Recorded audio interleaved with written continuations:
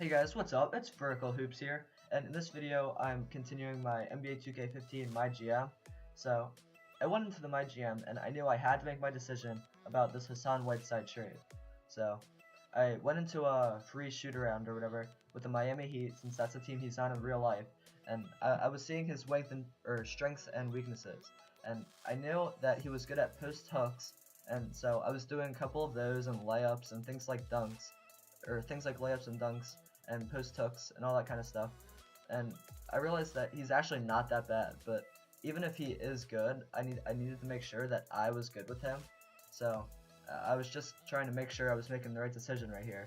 So I went back into the MyGM and I'm sitting at this train screen wondering if this is actually the right thing to do. We're getting an 81 overall with a small contract and he's young. So I decided that this would be the best thing for our team. So we're trading away John Henson and Miles Plumlee, and we're receiving Udonis Haslem, who's a little old, and Hassan Whiteside. So maybe Udonis Haslem can be involved in a trade for when we try and get our first round pick. But anyway, I submitted this offer and they accepted it. So we have a new center right now. And so after that there was a press conference and they wanted to know how I felt about Hassan Whiteside. And I said good starter because I'm not really sure about team leader that much, because we have guys like the Greek Freak or Jabari or someone like that who could take over that role. But I think Hassan Whiteside is just a solid center who's going to be a good starter. So after that I simmed a rest day, I think, and then Ersan Ilyasova got hurt. So we need to adjust our rotation for that. So I'm showing you guys that right here. I moved him to the rest guy, so the Greek Freak is starting power forward and Jabari is starting small forward. So Jabari got moved to the starting lineup. And also you see John Henson as starting center, and that's just because this in real lifetime this actually happened before I did that trade.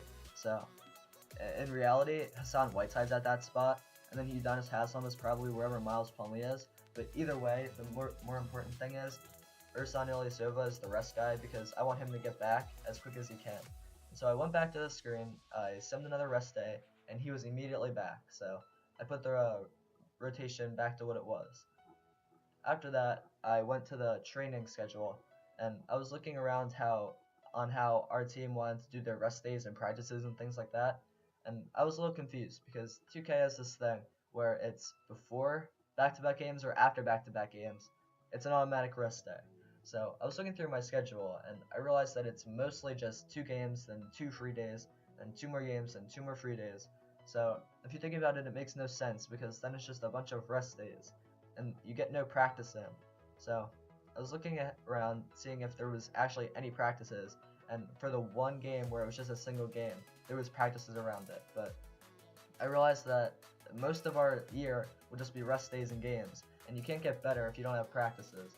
So I went over to the settings and I changed the setting for before back-to-back and after back-to-back for automatic rest day, just so that I can have the ability to change that if I wanted to. So there's still going to be some rest days in between the series of back-to-backs, but just in case I wanted to add in a practice here and there, now I have the ability to do that, because I don't just want to have a bunch of rests. We're a young team and we need to be getting better, so my team needs to be putting in work. So I've added a couple of practices here and there, just so that it's not just a whole bunch of rest days. So I was looking around at where I should put a practice, and I decided to put it in between the 76ers game and the Pacers game, even though right here I was deciding if it was maybe a good idea to put it after the Hornets game. But then I realized it would pretty much be non-stop game, and you need at least one rest day if it's in between 3 games like that. Because it was the Hornets, then I was going to have a practice and then 2 more games. So I decided that it might not be the best idea to put it there. So I took that off, I made that a rest day, and then I came over and looked at this spot, and I thought this would be a good idea. So it's back-to-back games, then they have a rest day, and then I'm going to have a mediocre practice, so it's not going to be like full out work, and then they're going to have their 2 games. So for the physical, I put stamina, since we have a new center, so we need to learn how to get him like up and down the court so he can make plays.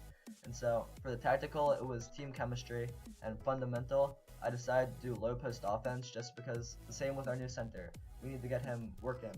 So I went over to this focus distribution and I decided to keep that the same and make it a low intensity level, just because we don't want to work them that hard before their 2 back-to-back games. So I was just reviewing, and then I decided that would be final. So I was looking to see if I maybe wanted to add any more, but I thought for the time being that would be fine, and I can always come back to it if I wanted to add more. So after that, I went over to pricing, just because the Bucks weren't exactly good last year. So our fans might not be that enthusiastic to come to these games, even if the prices are what they are. So I decided to put on a couple of sales just so that our home crowd will be inspired to come to our games and they can see what the Bucks can actually do, and then they'll realize that we're not as bad as last year, and then they'll continue to buy tickets and come to more games and we'll make more money. So I was looking at changing these prices, so I changed a few, and you only have 10 price changes throughout the whole season, I'm guessing. So I didn't want to use them all right now because I'm gonna have to boost them back up later. And I was looking at the prices of the concessions when I kind of realized that they don't change. Like after every single price, you have to press A on it. You can't change multiple things and then count that as one price change. So I was right around here. I realized that that's how it works, and I only have 8 left. So I don't think it would be smart to use 3 for individual ones right here and then go into the next category too. So I just decided to save my 8 price changes in case there was something important that came along and I wanted to change that differently at a different time. So I just decided to keep the one change I made and then move on.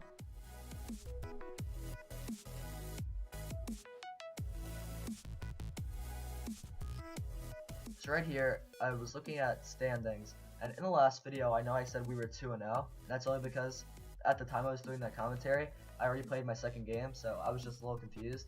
But anyway, we're actually 1-0. We've played 1 game, and so I was looking at the trades, or I was looking at standings because our owner wanted us to trade for another first-round draft pick. So I was seeing what teams didn't look that great, and I was looking at picks and maybe what first-round picks we can get for this year. And I thought the Pistons might be a good one to go after. So I clicked on their first round pick and I was looking at a couple of trades that we can maybe do. And I realized that they think their pick's valuable, so they would want someone pretty good from our team. And, you know, it's really early in the season, so it's hard to tell who's actually going to do bad. So after seeing what they wanted and then realizing that fact, I decided that it's probably not the best idea to go ahead and do a trade like that right now, because we don't know how they're going to turn up. For all we know, they'll, be 5th seed or something in the playoffs, and their pick will be, 20th or something like that. So I decided to hold off on that. And right here, I'm doing a shoot around with our newly acquired center.